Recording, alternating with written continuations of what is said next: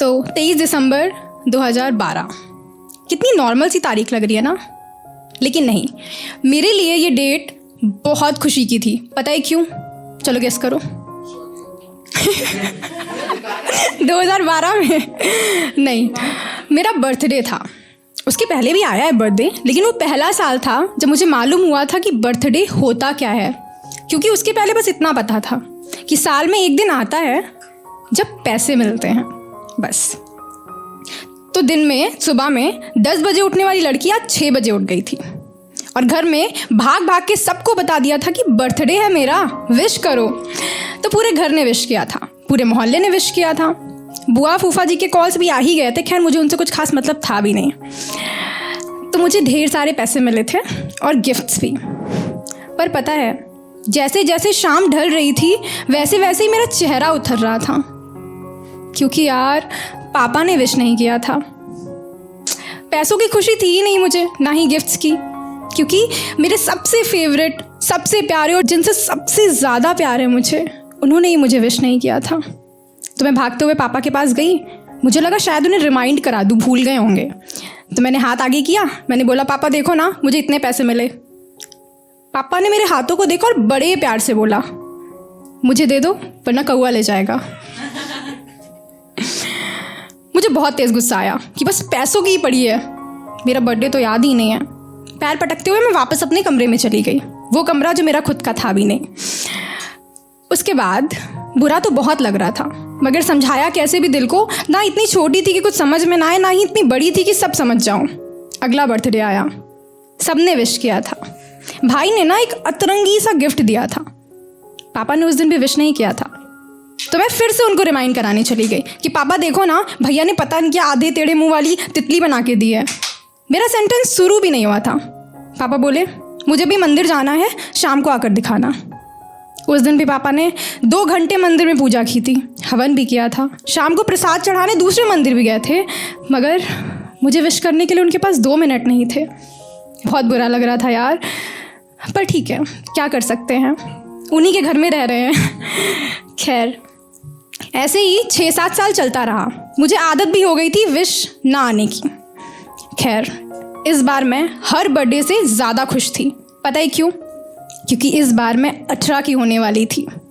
अब मुझे कोई रोकेगा टोकेगा नहीं, अब मैं अपनी मर्ज़ी से बाहर जा सकूंगी। इस बार भी पापा ने 2 घंटे पूजा की थी, हवन किया था, बाहर भी गए थे, पर विश नहीं किया था और मुझे उम्मीद भी नहीं थी इस बार। तो मैं पापा के पास गई ये बताने के लिए कि देखो अब मुझे मना नहीं करेंगे, अब मैं अपनी मर्ज़ी का करूँगी। पापा सोफे पे बैठे हुए थे, मैं गई एक साइड बैठी। मैंने कहा पापा मैं कह रही थी कि मंदिर जा रहा हूँ। मैंने कहा ठीक है, चले गए वो।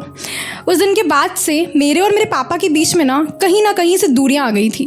अब मैं उनके पास बैठकर उनको किस्से नहीं बताती थी, ना ही वो अपने बाबा और दादा की उम्र वाले किस्से सुनाते थे। और उसके बाद मेरा स्कूल भी ख़त्म हो गया, तो मैं कॉलेज के लिए दूसरे शहर चली गई। पापा को देख भी नहीं पाती थी, मगर पापा तो अब भी फेवरेट थे। उनकी आवाज़ भी बहुत मुश्किल से सुनने को मिलती थी। जब मम्मी बात करती थी तो पीछे से खुशुर पुसुर कुछ तो करते थे वो। तो 2 दिन पहले मुझे पता चला कि फादर्स डे कब होता है। 2 दिन बाद ही था। इसके पहले भी सुना था फादर्स डे नाम की कोई चीज़ तो होती है, मगर अहमियत आज पता चली थी। बड़ी हो गई थी ना, तो मैंने लिस्ट बना ली कि पापा को ये बोलूँगी, वो बोलूँगी, सब बोल दूँगी पापा को कि पापा हार गई हूँ, इन 4 दीवारियों में रहने का मन नहीं करता है, ये लोग मुझे पसंद नहीं करते और मेरा भी यहाँ दिल नहीं लगता है। पापा रिज़ल्ट कुछ खास नहीं आ रहा है, मेरी मेहनत रंग नहीं ला रही है, दिल करता है सब छोड़ के आ जाऊँ, आपको गले लगा लूँ, सब ठीक हो जाए, पर नहीं कर सकती क्योंकि आप तो सुनते ही नहीं हैं। आपने तो कभी मेरी बात सुनी ही नहीं बैठ के। और ये भी कहना था कि पापा मेरे साथ रहने के लिए थैंक यू, मुझे यहाँ पढ़ने भेजने के लिए, कहीं ना कहीं मेरे पीछे से मुझे सहारा देने के लिए। तो मैंने झट से उन्हें कॉल किया। फादर्स डे विश करना, ये लाइन अपने किस्सों कहानी की ये लिस्ट में ना सबसे पहले रखा था। तो मैंने उनको फ़ोन किया, उन्होंने बोला कि हेलो। मैंने बोला कि पापा हैप्पी फादर्स डे। बोलना तो ये था, पर घर पर सब ठीक है? ये बोलकर रह गई। उन्होंने भी अपनी भारी आवाज़ में कहा कि हाँ सब ठीक है, तुम ठीक हो, सब ठीक चल रहा है? हाँ पापा सब ठीक है। चलो ठीक है। बाय भी नहीं बोल पाई थी, फ़ोन कट हो गया। क्या शिकायत करती। पर हाँ, इस दिन ना मुझे एक चीज़ याद आई। मेरे को भी तो पापा बर्थडे विश नहीं कर पाते थे। मेरे बर्थडे वाले दिन वो ऑफिस नहीं जाते थे। मंदिर में 2 घंटे पूजा किए, मंदिर में 2 घंटे पूजा करते थे, और बाहर दूर वाले मंदिर जहाँ वो रोज़ नहीं जाते थे, मगर मेरे बर्थडे वाले दिन वहाँ से प्रसाद लेके आते थे। मेरे लिए मेरी मनपसंद मिठाई भी तो लाते थे, मुझे मेरी मनपसंद के कपड़े भी तो पहनाते थे। उन्होंने भी तो मुझे विश नहीं किया था। जैसे मैं उनके लिए आज 2 घंटे पूजा की हूँ, बाहर मंदिर में उनके लिए मन्नतें मांगी है, वैसे ही तो वो भी करते थे ना।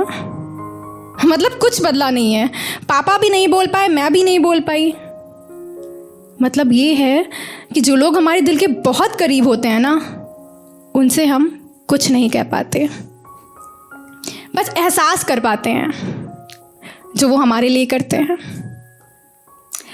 तो पापा, आप तब भी मेरे फेवरेट थे, अब भी हो और हमेशा रहोगे, क्योंकि आपसे मैं कुछ कह नहीं पाई हूँ ज़रूर, मगर आपने सुना सब कुछ है शायद। जब मैं मम्मी से बात करती थी, शायद पीछे से यही बोलते थे, पूछ लो ठीक तो है, सब ठीक चल रहा है वहाँ, किसी चीज़ की ज़रूरत तो नहीं है। और कभी कभी चलते फिरते ना मेरे सर पर हाथ फेर कर कहते थे, मैं हूँ ना। तो पापा, आपके होने से सब ठीक लगता है। और सुनो, आप आज भी मेरे फेवरेट हो।